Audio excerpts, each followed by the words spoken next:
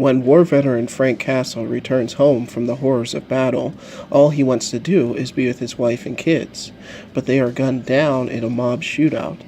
Frank dedicates his life to vengeance, to dealing with the death to those who deem worthy of punishment, so he becomes the Punisher, a bad man with big guns and an unbelievable 5 o'clock shadow. The Punisher has been one of Marvel's most compelling and complex characters for decades. He's been through a lot over the years, so how about we find out a little bit more about Frank Castle? Here are 10 things you may not know about the Punisher. But before we get started, be sure to hit that subscribe button for more great content. It's always personal for Frank. For a man who has served in the military and sacrificed so much for his country, it may seem odd that he became a murderous vigilante. Despite his skills and background in the military, Frank was always a family man first. However, once they were taken away from him, he could not cope with the loss and failure of the system. Once coming up with the idea of the Punisher, Frank promised to always fight against crime and injustice. What set him apart from other heroes and even villains was not just the murder, but how personal he took each encounter. This is because when his family died, Frank could not forgive those who had harmed him so badly. This inability to forgive and motivation to hand out justice on his own terms is what directly led to his crusade to punish. The Punisher is inspired by Mac Brolin's The Executioner. Mac Brolin is a famous character who has appeared in hundreds of books. These books are all about Mac Brolin's war against mafia and his adventures during his crusade against crime. Brolin is a Vietnam veteran who is known for his deadly capabilities. Being one of the most deadly snipers in war, Brolin earned the nickname The Executioner. He also has lost his family due to the mafia, and therefore he dedicates his life to annihilating them. Frank Castle loves guns, maybe a bit too much. There are plenty of heroes and villains that have massive arsenals. A few notable ones are Batman, Green Goblin, and Iron Man. However, the Punisher's assembly of guns is unmatched. Even those who are often seen with guns like Deadpool, Deadshot, Cable, Jason Todd do not even come close to owning or comparing the amount of firepower. Frank has always had hundreds of weapons.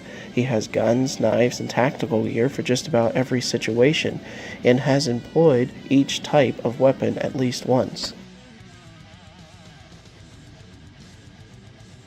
Frank Castle is a Vietnam veteran. One of the most interesting and useful aspects of Frank's character is his status as a Vietnam veteran. The time he spent in the war was a great time of his life. There he learned and honored his skills and killer instincts. Frank learned combat tactics, vehicle operations, and firearms training. Most importantly, Frank was scared by his time in Vietnam. Just like many men who served in the actual war, even though he thrived at killing and was highly skilled thanks to his training with the Navy SEALs, Airborne School, and Australian Special Forces, Frank was conflicted about killing. However, his time spent training and killing directly led to his ability to take up the mantle of the Punisher. Once his family was murdered, it was thanks to his time in Vietnam that he led the one-man war against multiple supervillains, heroes, and mob families. There are two comic book origins for the iconic skull symbol. If there is one thing that's become symbolic with the Punisher, it's the white skull that always appears on his chest. The skull has been on his chest since the original comics and has become a symbol of punishment that Frank deals with on those who cross his path. The original Punisher from the Marvel Comics chose the skull while in Vietnam. While hunting an enemy sniper named the Monkey, who revealed Frank's skills, he was taken prisoner, but after escaping, he decided to leave a message for the Monkey by painting the infamous skull on a prisoner's chest as well as his own. After defeating the Monkey and returning home, this symbol was once again used to let Frank's enemies know just who was on their tail and who would be delivering the killing blow. In Punisher Max, the image of the white skull painted on the wall comes in a dream. The skull haunts him and reminds Frank of the ongoing war that rages on. With the tactical mind, especially of the Max version of Frank, he also uses the spray-painted skull on his chest as a distraction so that criminals will aim for that instead of his head. The Punisher has died and come back. Like every other comic book character out there, Frank Castle has met his demise in the pages of the comics. Also, like most other comic book characters, he too was brought back to life. Unlike most others, Frank was brought back in three very different ways when he died. The most disliked way that the Punisher was brought back was when he became Angel Punisher. After committing suicide, Frank was chosen to do Heaven's bidding as an angel. Eventually, he grew tired of this type of reckoning and tells the other angels to screw off. The next time the Punisher died was during the acclaimed Dark Reign storyline, in which Wolverine's son dismembers Frank. Of course, this wasn't the last of Frank, as Morbius and Man-Thing reconstruct and revive him to a form to the renowned Franken Castle. In this arc, he worked alongside other monsters and was portrayed as a hulking monster with huge guns. At the end of Franken Castle arc, he was truly healed and brought back to the world of the living as once he was. Punisher killed the Marvel Universe.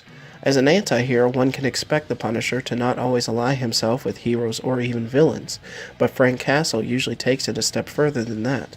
The Punisher has made some powerful enemies with some of Marvel's greatest heroes. There are certain heroes he admires, like Captain America, but for the most part he rubs other heroes the wrong way. Most heroes dislike him for his murderous ways and disrespect for the law, but on top of that, Frank is often seen as a threat.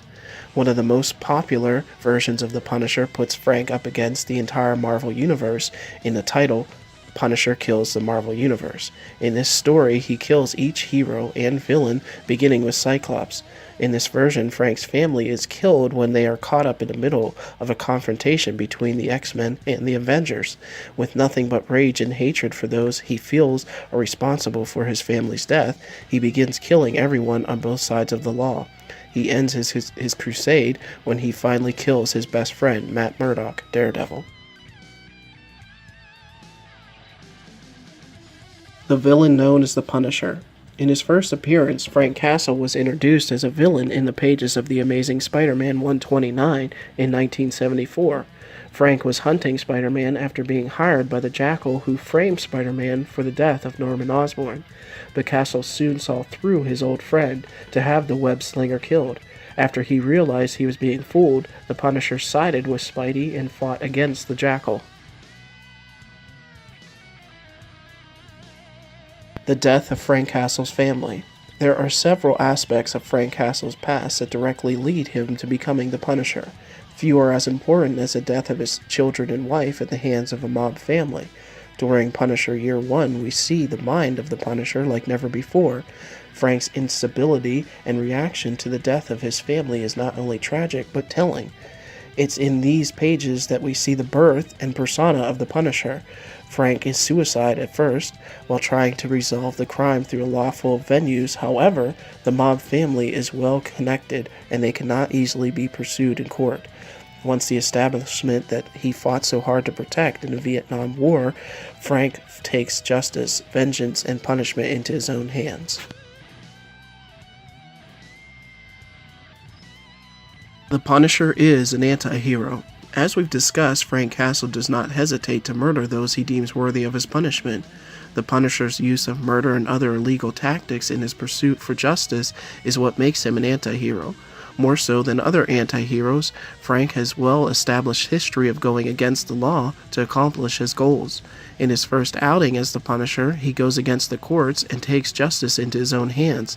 Frank believes, for better or worse, that the only way to keep a criminal from repeating a crime is by ending his life. So that's our list for today. What did you think of it? Comment with your comments, and don't forget to like, share, and subscribe for more great content.